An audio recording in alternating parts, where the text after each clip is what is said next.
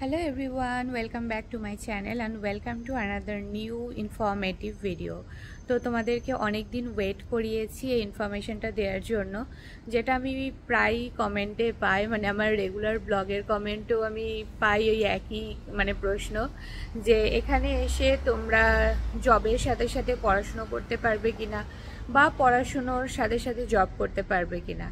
তো আজকের ভিডিওতে তোমাদেরকে আমি এটাই শেয়ার করব যে আমেরিকায় এসে কারা কারা চাকরি করতে পারবে।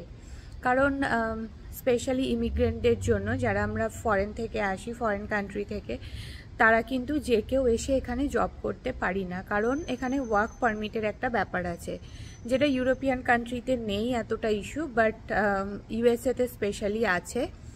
তো কাদের কাদের ওয়ার্ক পারমিট থাকে বা কোন স্ট্যাটাসে আসলে তোমার ওয়ার্ক পারমিট থাকবে এবং তুমি কাজ করতে পারবে বা পড়াশুনো করতে পারবে, আজকের ভিডিওটা মূলত এই নিয়েই থাকছে।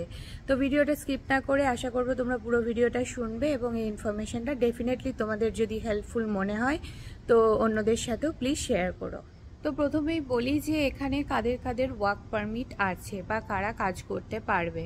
প্রথমত এখানে যদি তুমি কাজ করতে চাও অ্যাজ আ নার্স, তোমার ডেফিনেটলি যে স্টেটে তুমি কাজ করবে সেই স্টেটের লাইসেন্স থাকতে হবে। তো এই রিলেটেড আমি প্রচুর ভিডিওস দিয়েছি, যারা নতুন প্রথমবার দেখছো আমার এই ভিডিওটা, অবশ্যই আমার চ্যানেল চেক আউট করে নিও, কিভাবে তুমি এখানে এনক্লেক্স দিয়ে আরএন হবে, কিভাবে লাইসেন্স পাবে, তার সব ডিটেলস ভিডিওস আছে। এবার বলি যে কারা কারা এখানে এসে কাজ করতে পারবে, কোন কোন ভিসা ক্যাটাগরিতে আসলে। তো প্রথমেই যেটা থাকে ট্যুরিস্ট ভিসা, কেউ যদি ধরো বেড়াতে আসছো বা ট্রাভেল করতে, তাদের কিন্তু ওয়ার্ক পারমিট থাকে না। তো তোমরা ট্যুরিস্ট ভিসায় এসে কিন্তু এখানে কাজ করতে পারবে না। নেক্সট একটা থাকে স্টুডেন্ট ভিসা, যেটা F1 ভিসা হয়। স্টুডেন্ট ভিসা মানে হচ্ছে তুমি পড়তে আসছো।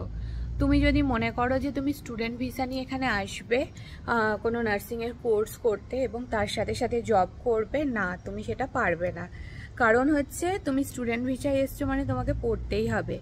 Legally you are not authorized to work with a student visa, ঠিক আছে।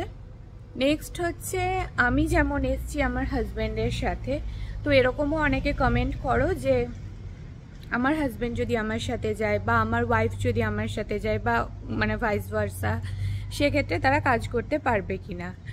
তো যারা ধরো স্পাউস ভিসায় আসবে, খুব লিমিটেড কিছু স্পাউস ভিসা আছে যেখানে ওয়ার্ক পারমিট দেয়। আমার ভিসা ক্যাটাগরি যেটা আছে সেটা হচ্ছে J2 ভিসা, যেটা হচ্ছে স্পাউস ভিসা অফ J1। যদি তোমার স্পাউস J1 ভিসাতে আসে ইউএসএতে এবং তুমি যদি J2 হও, সেক্ষেত্রে তোমার ওয়ার্ক পারমিট থাকবে, তুমি কাজ করতে পারবে। তো এটা হচ্ছে জাস্ট একটা ক্যাটাগরি, ঠিক আছে, একটা রিকোয়ারমেন্ট বলতে পারো যে ওয়ার্ক পারমিট। এছাড়া অ্যাজ আ নার্স জব করতে গেলে তোমার আরও অনেক রিকোয়ারমেন্ট দরকার, সেগুলোর জন্য প্লিজ আমার অন্য ভিডিওস চেক আউট করে নিও।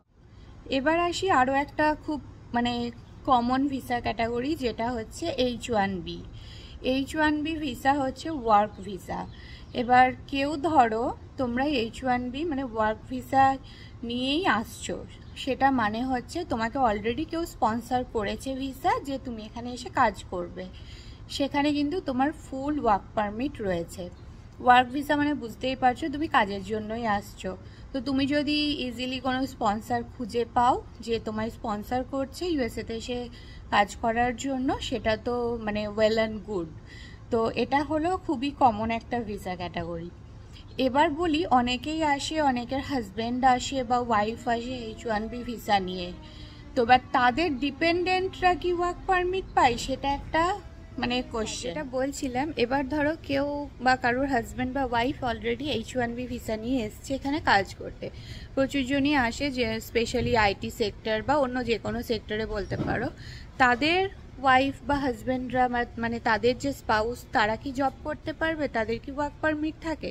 এটা একটা খুব কমন কোয়েশ্চেন, অনেকেই আমাকে ইনবক্সও করে এটার ব্যাপারে। তো যারা H1B নিয়ে আসছে ইউএসএতে, তাদের স্পাউস ভিসা হয় H4। তো H4 এর কিন্তু ওয়ার্ক পারমিট নেই। ইভেন এরকমও অনেকে আমার সাথে কন্ট্যাক্ট করেছে যারা অলরেডি এনক্লেক্স পাস করে আছে, কিন্তু যেহেতু H4 এর ওয়ার্ক পারমিট নেই, তাই তারা এখানে লিগালি জব করতে পারে না।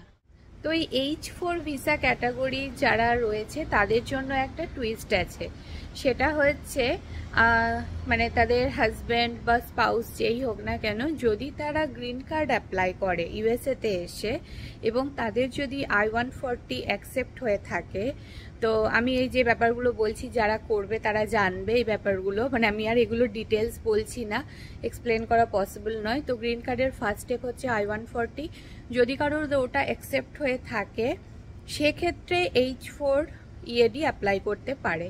সেক্ষেত্রে কিন্তু H4 এর EAD মিনস হচ্ছে ওয়ার্ক পারমিট, সেক্ষেত্রে H4 এর ওয়ার্ক পারমিট থাকবে।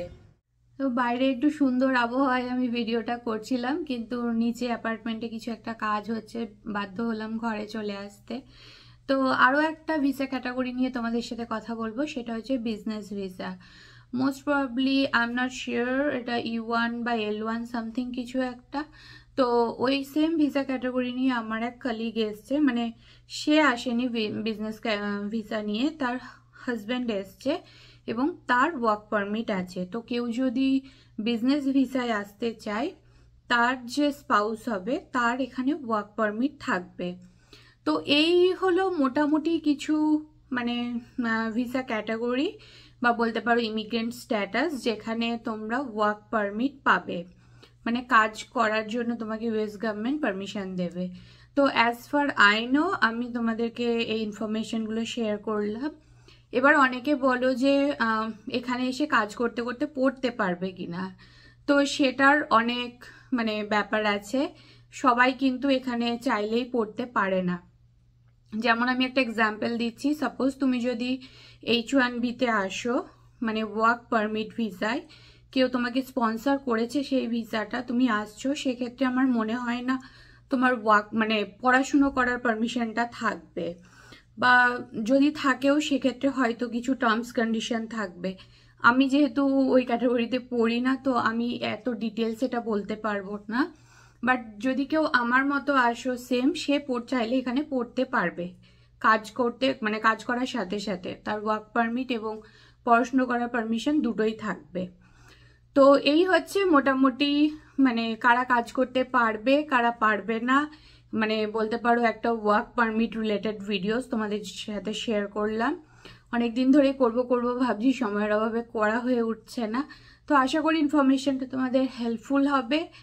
আর যদি মনে হয় ভিডিওটা ভালো লেগেছে তোমাদের, প্লিজ একটা লাইক করে দিও, কমেন্টে জানিও যদি আরও কিছু জানার থাকে, আর অবশ্যই চ্যানেলটাকে সাবস্ক্রাইব করো যারা নতুন আছো, আর প্লিজ ভিডিওটা শেয়ারও করে দিও। তো চলো আজকের ভিডিওটা এখানেই শেষ করছি, তোমাদের সাথে আবার দেখা হবে নতুন কোনো ভিডিওতে। সবাই খুব ভালো থেকো, সুস্থ থেকো, টাটা।